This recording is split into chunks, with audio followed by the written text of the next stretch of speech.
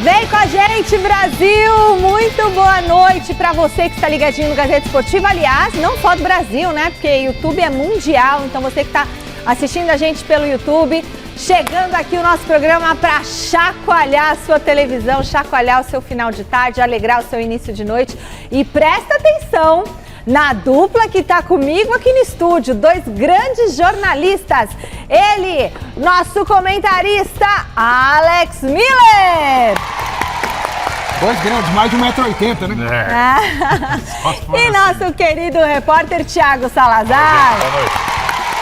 Turminha, hoje é dia de falar sobre a estreia do Corinthians na Copa Sul-Americana. Vai ter palpitômetro, eu adianto aqui. O Alexandre Silvestre tá na Neoquímica Arena com todo o clima do jogo de logo mais. Como é que será que tá o ambiente? Ó, já tem bastante gente lá, povo chegando, abraçando o Silvestre, fazendo tchau ao vivo na TV. É isso aí. Bom, tem também o início da campanha do São Paulo na Libertadores contra o Tajeres. Vai ter palpitômetro aqui. Como é que o São Paulo vai entrar em campo? E o Palmeiras? Palmeiras, Alex, tem desfalque de peso para o duelo de amanhã lá no Peru. Tem ainda grande desempenho do Endrick, Mundial de Clubes e, ó, muito mais. Então se segura na poltrona, prepara o seu bolo de chocolate com o seu café, porque eu já comi o meu. E bora juntos até às 7 da noite. Dicas? Pronto, voltamos, turminha. E a gente começa por aqui fazendo contato direto com o Alexandre Silvestre na Neoquímica Arena.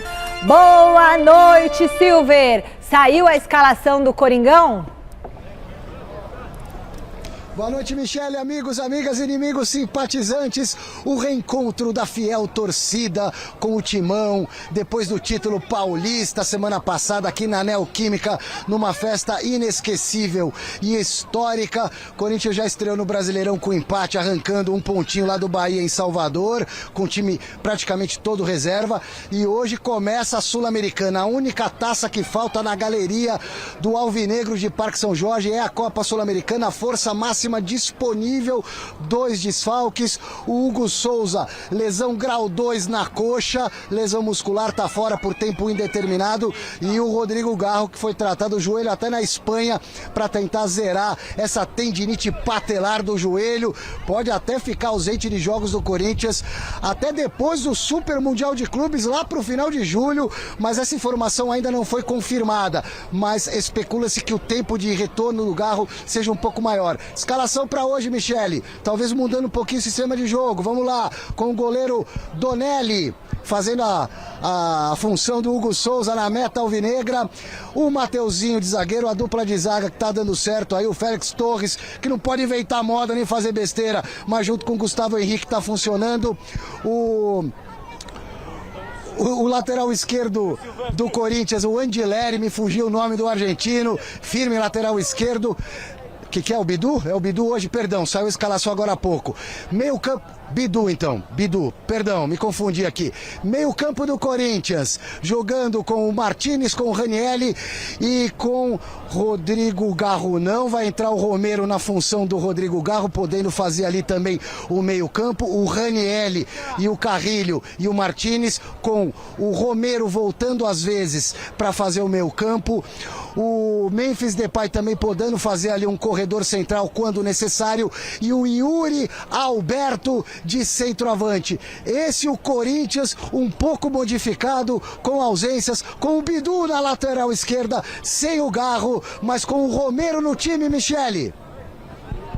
Romero, vai ter gol então. Se o Romero tá no time, vai ter gol. E aí, Salazar, Alex, o que vocês acharam da escalação? Olha, Michele, boa noite para todo mundo que nos assiste. O que eu penso é que o corintiano deve estar muito preocupado com esses desfalques, não só para o jogo de hoje, porque o Hugo vai parar por um bom tempo. Eu até acho que o Donelli é um cara seguro, tem uma parte da torcida que não gosta muito dele, mas sempre que entrou bem. Agora, o Anrileri e o Garro farão muita falta ao Corinthians. E você ter ali a suspeita de perder o Garro aí até o final do primeiro semestre. A lesão do Anrileri é uma tendinite, vou passar certinho para vocês para não falar besteira.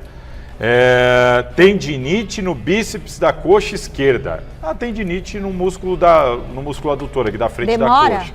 Não, Tendinite é É duro que complicado, tendinite porque- é um negócio que porque nunca acaba. É chato. Tendinite é algo chato. Fica incomodando. Você É convive isso que eu ia com o falar agora. negócio. Tendinite normalmente é algo que fica incomodando por um tempo. Igual pubis. Você vai, faz alguma coisa para aliviar.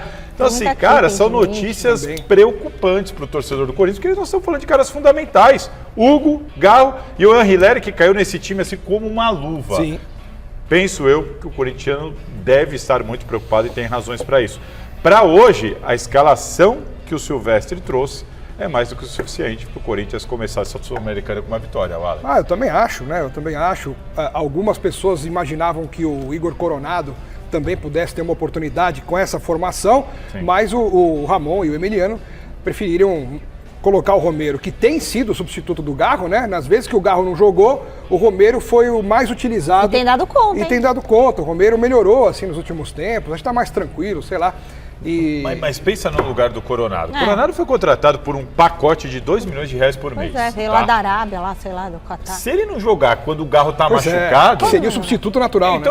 então peraí. Então É. tem que Mas olha, rever. eu acho que também não é culpa. Na Sul-Americana. Não é culpa tanto dele assim, porque antes dele se machucar, quando ele estava jogando e o Garro estava fora, ele vinha dando conta do recado. Ele estava jogando bem, o Coronado. Tava, Então, assim, se o chama Ramon atenção, não põe.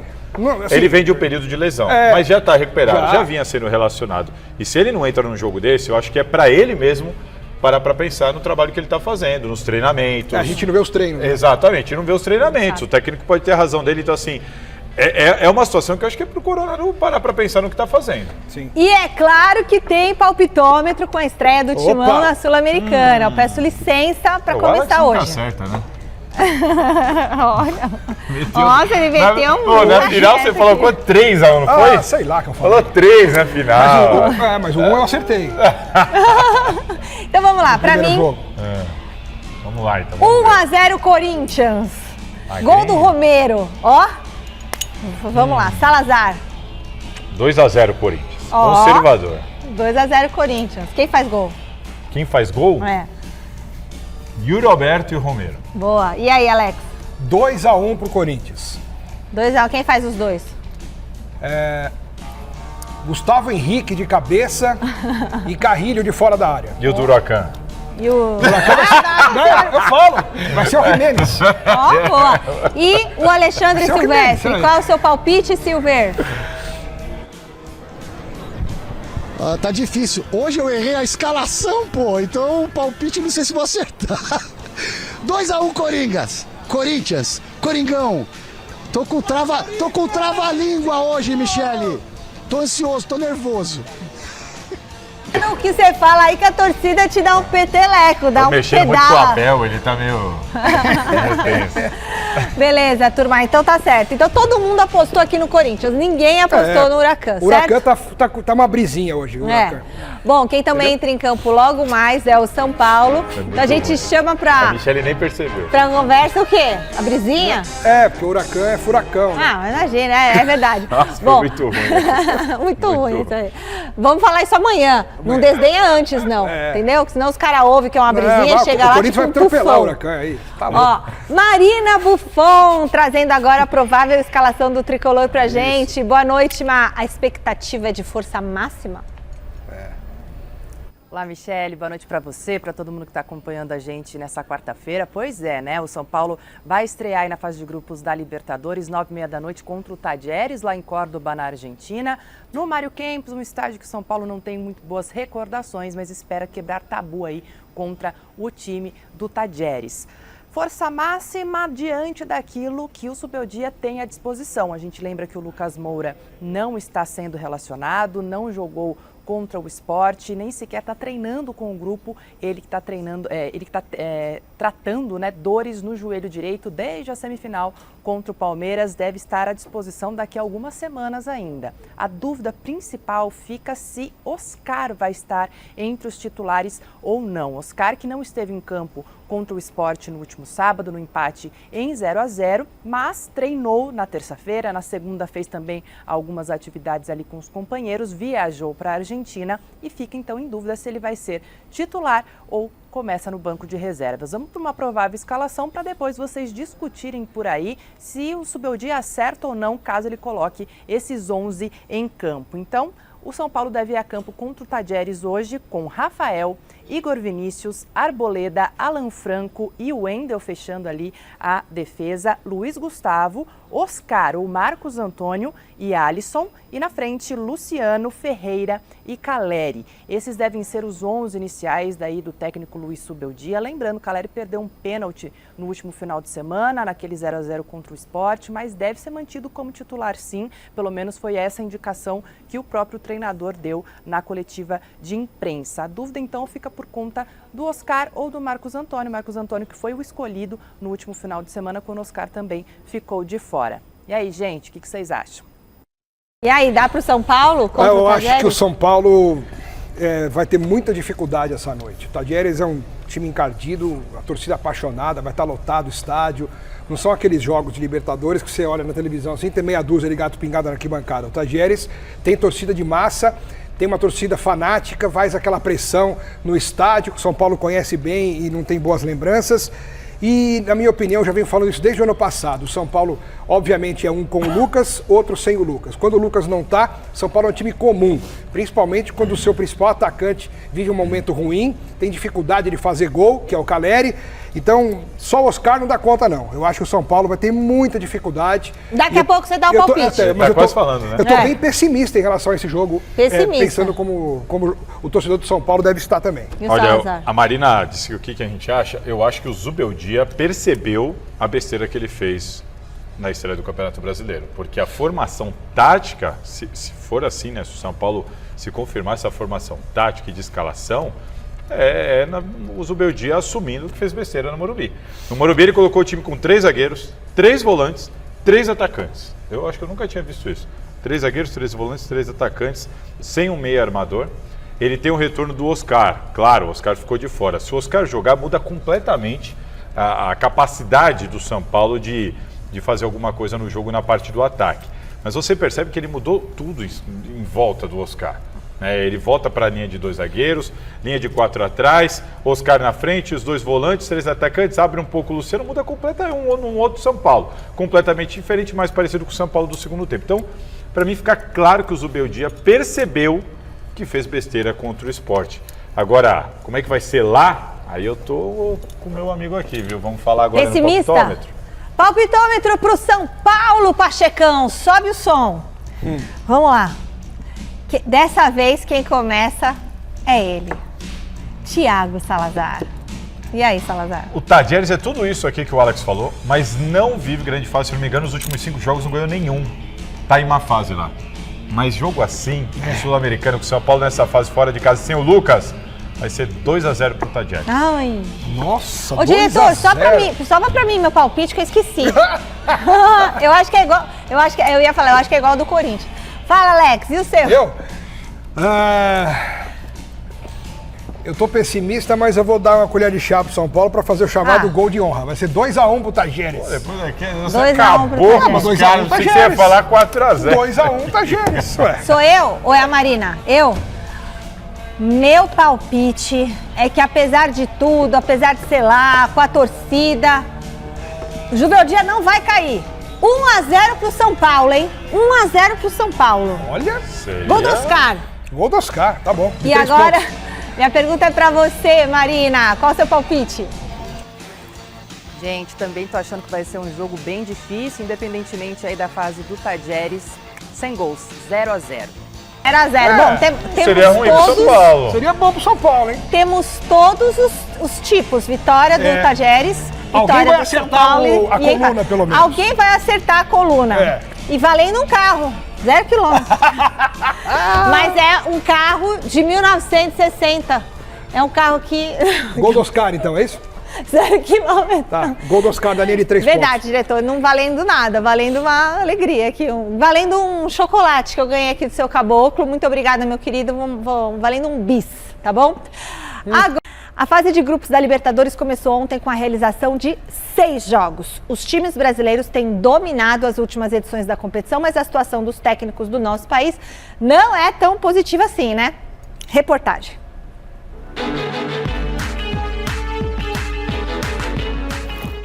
Começou a Libertadores da América E se eu te disser que nessa corrida pela glória eterna, nós teremos mais técnicos europeus do que brasileiros em 2025? Pois é, apesar do bom desempenho dos clubes brasileiros nos anos anteriores, os nossos treinadores têm perdido cada vez mais espaço.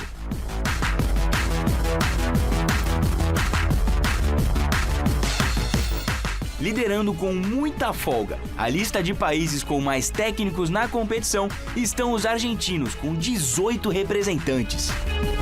E eles não dirigem só os times de lá não, viu? Países como Peru, Chile e Brasil também têm equipes comandadas pelos nossos hermanitos.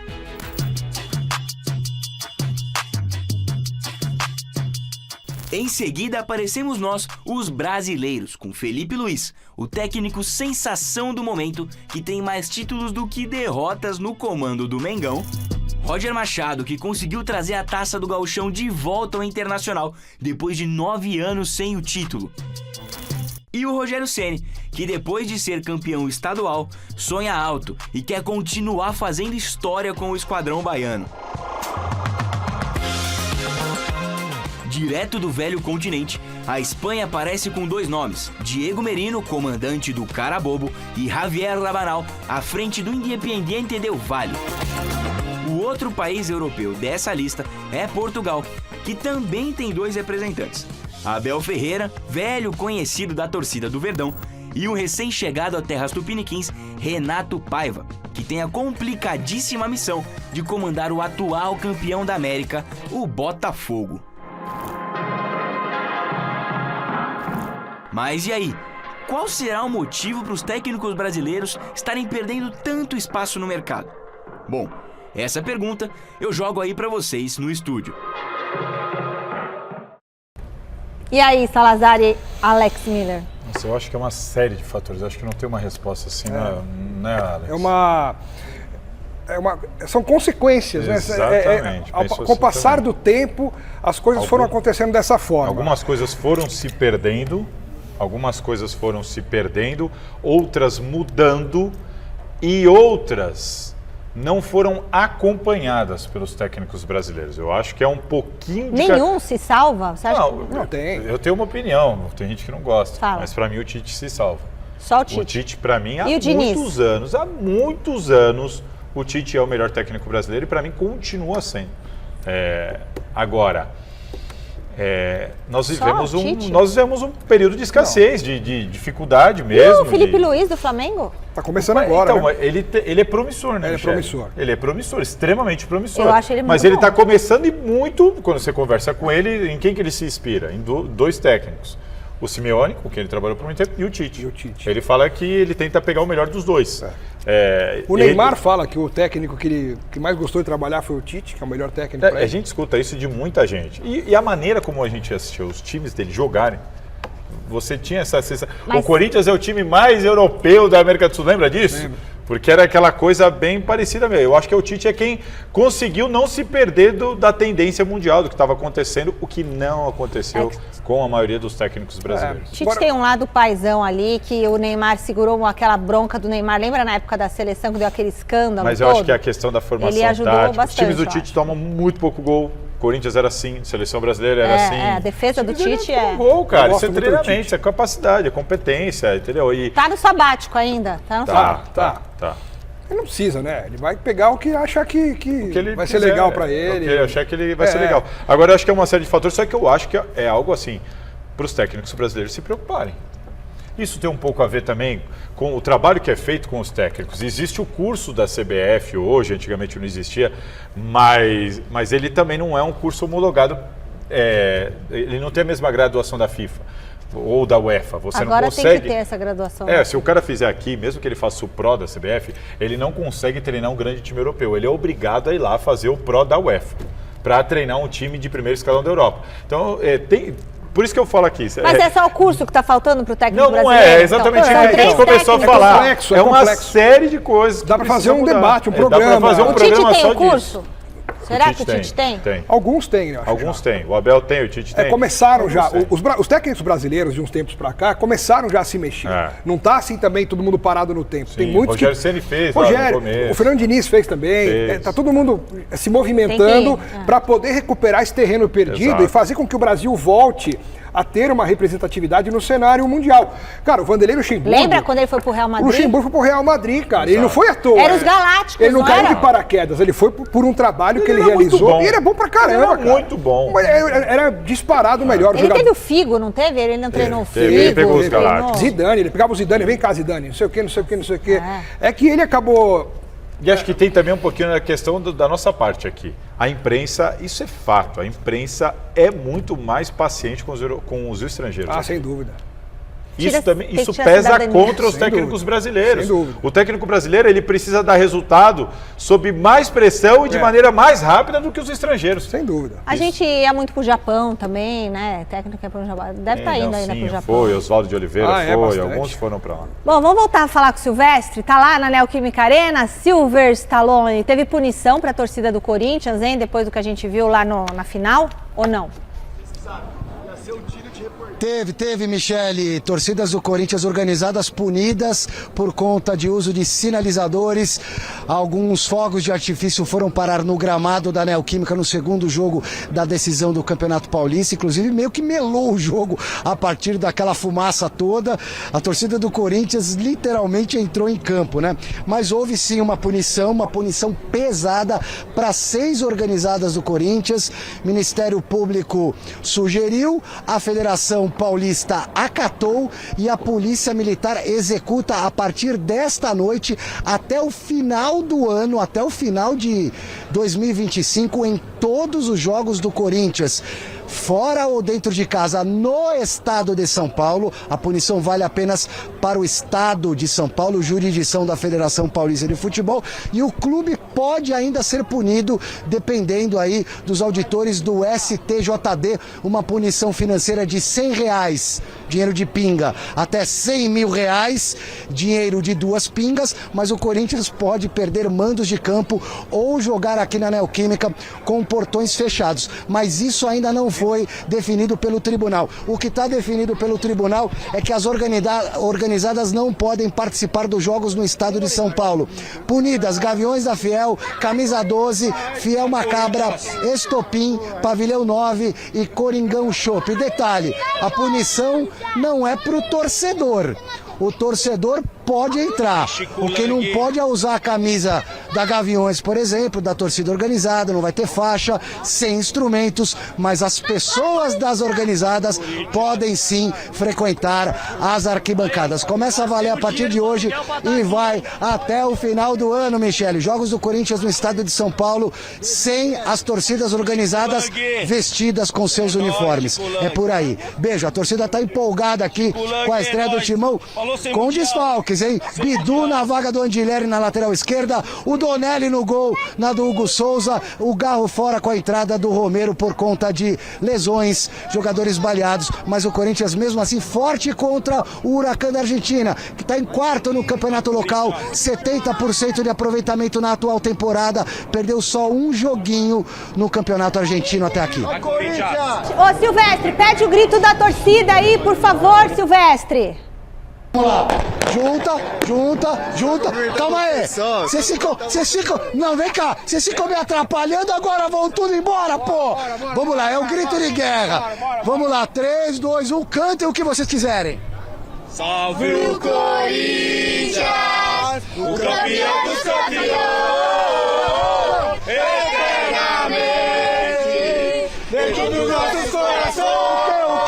O quê? Salve o Corinthians, Sobrou pro Palmeiras. É o quê? Orgulho? dos esportistas do Brasil. Poropó, tchau. E aí, gente, essa punição do Corinthians não foi muito exagerada o ano inteiro? O que é isso? Eu acho que contou pelas outras vezes que aconteceu algo parecido e não fizeram nada de punição, né? Porque foi realmente uma punição mais forte. Nós estamos ainda em abril e ficar até o final do ano sem poder entrar com as bandeiras, com as indumentárias, com instrumentos, é uma punição pesada. Embora eles têm exagerado na dose, na minha opinião, não nos sinalizadores, que são proibidos, né? Mas esses morteiros aí são muito perigosos. É perigoso, né? Isso aí é muito perigoso e sem noção nenhuma, né?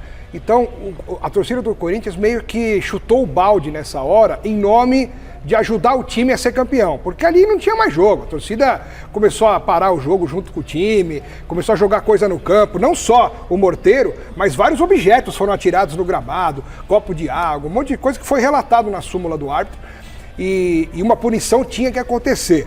E o Corinthians, por um outro lado, tem que se dar por satisfeito de o estádio ainda não ter sido punido com interdição, portões fechados, o que seria muito ruim para o Corinthians, porque uma boa parte da vantagem do Corinthians jogar em casa é a torcida que faz a pressão, né? Se a Neoquímica Arena, porventura, for punida ainda, porque pode ser, aí vai ser pior ainda. Agora, para os torcedores organizados, a punição foi forte. Olha, para mim, me parece uma atitude da Federação Paulista a fim de dar uma satisfação para tanta gente que fez pressão em busca de uma punição. Houve muitas reclamações de torcedores dos outros times, alguns jornalistas cobrando, poxa, Itaquera pode tudo, porque teve a tal da cabeça do porco, agora teve essa situação do sinalizador. Aí, como o Alex falou aqui, talvez por causa do histórico, a federação tenha tentado dar uma resposta. Olha, nós não seremos permissivos. Mas para mim errou na mão, claramente errou na mão. A punição até o final do ano, estamos em março, abril agora, coisa, né? Até o final do ano não tem nenhum cabimento. Acho que isso vai cair ainda, vão recorrer. E outra, você tem artigos na Justiça Desportiva Brasileira que prevêem punição para o que aconteceu. E não é o caso. Essa punição está baseada em um ofício do GECRIM, o Juizado Especial Criminal. Então você fez uma suspensão desse peso, para mim, extremamente desproporcional. Eu não estou dizendo que o Corinthians não tinha que ser punido, eu estou dizendo que é desproporcional. E feito baseado num ofício. O que está previsto é quanto, você sabe, Salazar? O código, ele é interpretativo, ele te dá algumas opções. Mas, por exemplo, o Santos fez algo muito semelhante. Jogou coisa no campo, fogos, teve até invasão quando foi rebaixado. Artigo 213 do STJD. O Santos pegou 6 jogos de portões fechados e rapidamente reverteu isso para 3 jogos. Então, agora o Corinthians até o final do ano. Então, assim, o Corinthians tem que ficar até o final do ano. E teve invasão no Santos, no Corinthians não teve invasão. Por isso que eu acho que teve a do Cássio que desceram e agrediram o Cássio. Exato. E foi revertido para 3 jogos. Essa punição vai diminuir. Então, assim, não vai ser sinceramente, definitiva. Não deve ser definitiva e não tem que ser mesmo. Vão recorrer. Para mim, quiseram dar uma satisfação e erraram muito na mão, extremamente desproporcional. O Palmeiras estreia só amanhã na Libertadores, mas o José Paes tem informação importante do Verdão para adiantar. Boa noite, Zé. O Veiga tá fora do jogo? Fala, Mi, beijo grande pra você, abraço aí pra todo mundo que tá acompanhando a gente. Sim, Rafael Veiga tá fora da estreia do Palmeiras na Copa Libertadores da América desse ano, lá no Peru, contra o Sporting Cristal, amanhã, estreia do Verdão no grupo G da competição. O Rafael Veiga, ele acabou tendo um problema nas costas na estreia do Palmeiras no Campeonato Brasileiro contra o Botafogo, empate em 0-0 no Allianz Parque, até teve que ser substituído e por isso, para ser poupado, então, não foi para essa viagem lá pro Peru, para essa estreia do Palmeiras na Libertadores, o Palmeiras em busca aí do tetracampeonato nessa competição. Assim como o Veiga, Paulinho também não foi para essa viagem, Maurício também não, Bruno Rodrigues se recuperando de lesão aí, lesão importante também, Aníbal Moreno, Marcos Rocha, todos esses fora dessa partida e como eu disse aqui ontem, no programa de ontem, Gustavo Gomes, esse sim está relacionado, tem chance muito grande de jogar essa partida, deve ficar pelo menos no banco de reservas lá no Peru para esse jogo contra o Sporting Cristal. E aliás, viu, Michele, uma informação importante, o Palmeiras nos últimos anos aí em estreias de Libertadores da América, 2023, 2024, o Abel teve que mesclar o time, né? Porque o Palmeiras estava ali decidindo o Campeonato Paulista.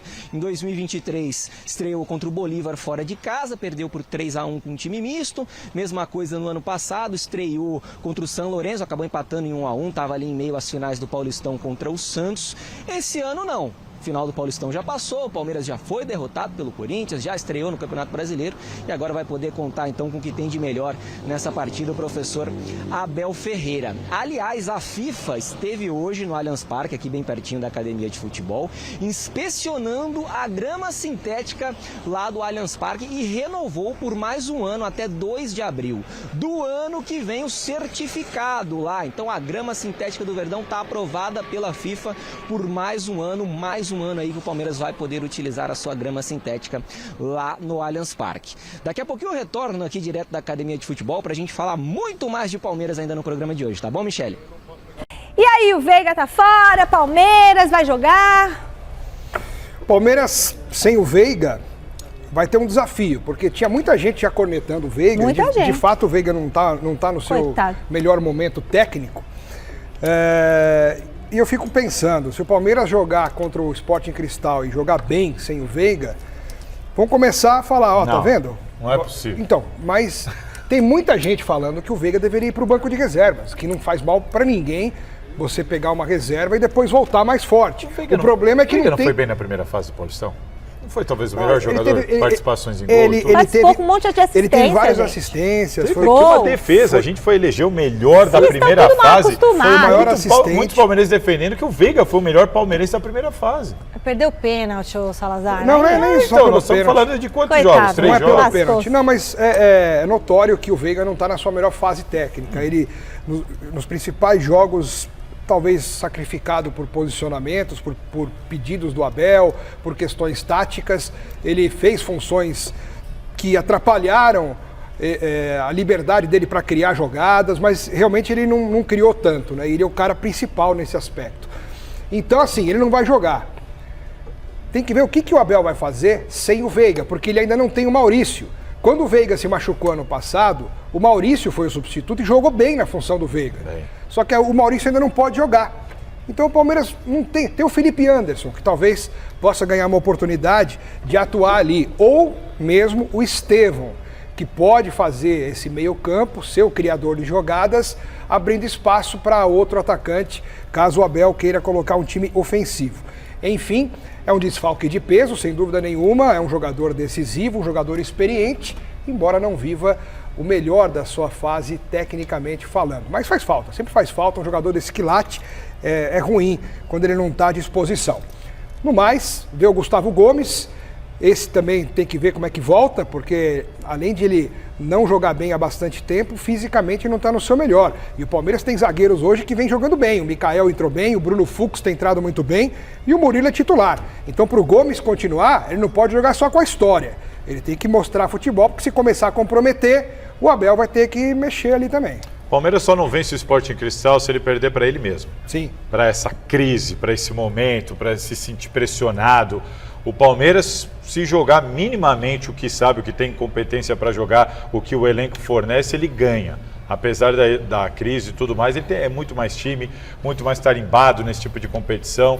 Não é a ausência do Rafael Veiga que vai tirar esse favoritismo do Palmeiras, que para mim, se não jogar bem, se não perder, será só uma demonstração de que a situação interna realmente é um problema grave nesse momento.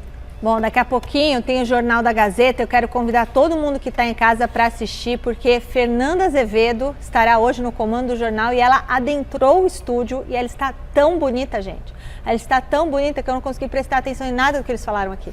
Então, Fernanda Azevedo hoje no comando do Jornal da Gazeta. Bom, não, prestei atenção sim o que vocês falaram. Ah, bom, eu ia reclamar já. Mas a Fernanda está bonita demais hoje. Olha, a situação do Zubeldia no comando do São Paulo é um assunto que vem ganhando capítulos a cada dia. Como o Tricolor joga hoje, eu pergunto para a Marina se o treinador corre algum risco, dependendo do resultado, ou não. O que você acha, Má?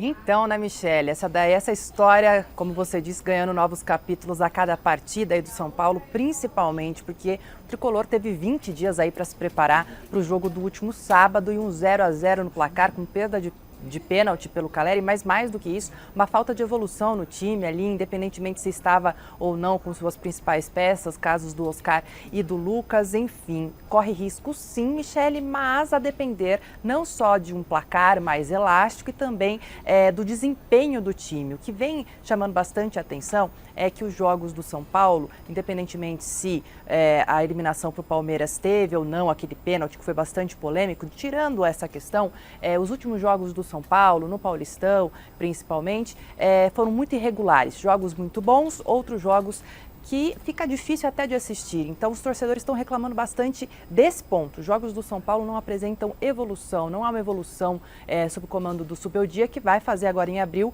1 ano que está à frente do clube. Além disso, o Subeldia é muito questionado sempre sobre a não utilização da base. Para além do Rian Francisco, tem o Matheus Alves, que é um armador, poderia ser utilizado ali, por exemplo, no lugar do Marcos Antônio, não na Libertadores hoje, mas de repente contra um Sport, um adversário que estava surgindo aí, subindo da Série B para a Série A, tem também Lucas Ferreira, enfim. São muitas reclamações da torcida, de uma ala ali também de dentro do São Paulo, mas hoje um jogo importantíssimo, apesar do Subeldia estar, dizer que estar tranquilo aí em relação a esse jogo, é um jogo sim, que define bastante coisa, se não a permanência dele, de repente um balanço a mais nessa corda aí, que tá difícil para o Subeldia sim, viu, Michele? Então, o jogo de hoje pode definir sim futuro, se não amanhã, de repente final de semana por conta do Brasileirão. Eu acho tão difícil você ficar nessa situação, nessa berlinda, É muito difícil mesmo, isso deve incomodá-lo bastante, até porque a pergunta nesse momento não é mais se ele vai cair ou não, é quando ele vai cair, não tem jeito. Quando começa assim, o Pedro Caixinha está na mesma toada lá no Santos. E acho que uma derrota... Tem que ter uma reviravolta muito grande. Aquela coisa de emplacar 5 vitórias seguidas. Se não for nada parecido...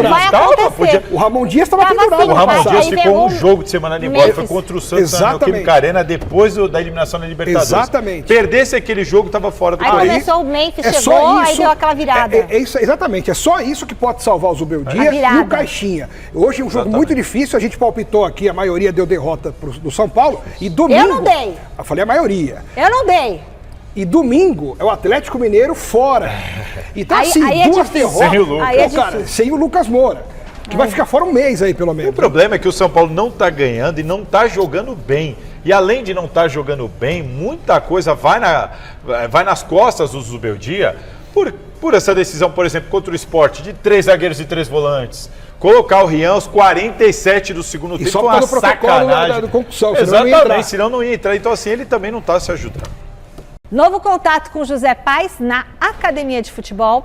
Ô Zé, saíram os valores oficiais da compra do Paulinho? Pois é, Michele, o Palmeiras divulgou aí de maneira oficial, o demonstrativo financeiro de 2024 do ano passado, e lá tem quanto que o Palmeiras vai pagar nos próximos 4 anos pela contratação do Paulinho. 162 milhões de reais. Esse é o valor total que o Verdão vai pagar pela contratação desse jogador, que ainda está entregue, departamento médico, transição física, ainda está se preparando para estrear de fato pelo Palmeiras. Ele que foi anunciado de maneira oficial em 31 de dezembro do ano passado. Nesse mesmo balancete, nesse mesmo demonstrativo aí, a gente pode ver que a dívida do Palmeiras está ali em 858 milhões de reais. O Palmeiras, que teve aí receitas importantes no ano passado, 1 bilhão e 200 milhões de reais em receitas. Essas receitas, elas foram, claro, impulsionadas aí pelas vendas de atletas importantes, Estevão, enfim, muitas joias da base. O Palmeiras tendo um superávit aí no ano passado de 200 milhões de reais, mas o que impressiona realmente é essa questão aí do Paulinho, 162 milhões de reais na contratação desse jogador. Só mais uma coisinha aqui, viu, Michele, no programa de hoje. Ontem eu falava sobre o clássico, Palmeiras e Corinthians, ser na Arena Barueri no próximo dia 12, porque no dia 12 de abril teremos show do Gilberto Gil no Allianz Parque. No dia 11 de maio teríamos Palmeiras e São Paulo no Allianz Parque, mas teremos show também lá no Allianz Parque. System of a Down vai tocar lá. Então, por isso, o jogo já está definido, também será em Barueri. Então o Choque Rei também será em Barueri no dia 11 de maio. Tá certo, minha querida Michele Janela? Devolvo para vocês aí, beijo grande, tchau. Bom, falando aqui sobre o jogo que vai ser lá em Barueri, o que vocês acham? Depressivo. É depressivo. Nossa. É a palavra, depressivo. O Pacaembu não pode ser usado porque ainda não tem a documentação, as documentações que deveriam ter, aí não pode usar o Pacaembu. Cara... Não, Corinthians e Palmeiras e Corinthians, em Barueri, com todo respeito a Barueri, mas não é, cara, não é um estádio para receber Palmeiras e Corinthians. Tinha que tomar volts, mano. É broxante. Mas é depressivo. Porque, olha... Esse jogo ia ser bonito no Pacaembu. Pô, lógico, ia ser lindo no Pacaembu, no Allianz, na Neoquímica Arena, no Morumbi, agora na Arena Barueri, eu acho que Palmeiras e Corinthians não pode ser no Allianz, vai jogar no Morumbi, cara. É isso, Pô, eu também mata a saudade da época. As duas torcidas iam gostar. Pô, cara, joga no Morumbi. Tem que ser um palco e do tamanho do jogo. Depois Palmeiras e São Paulo, sei lá, leva pra qualquer lugar. Maracanã, leva pra Brasília. Brasília, pra... Não, cara. Agora, falando... Aí entra aquela coisa do conflito de interesse. Ali na Barueri, de quem que é? É da presidente Leila Pereira. Então qualquer brechinha que tiver, vai jogar na Arena Barueri, não tem jeito. O Abel já deixou claro que não gosta, os jogadores não se sentem tão à vontade. Ou seja, o Corinthians vai ser favorito, o São Paulo vai ser favorito, e assim vai. Pessoal do YouTube, agora a gente vai deixar de transmitir o programa para vocês. Tchau, YouTube. Tchau.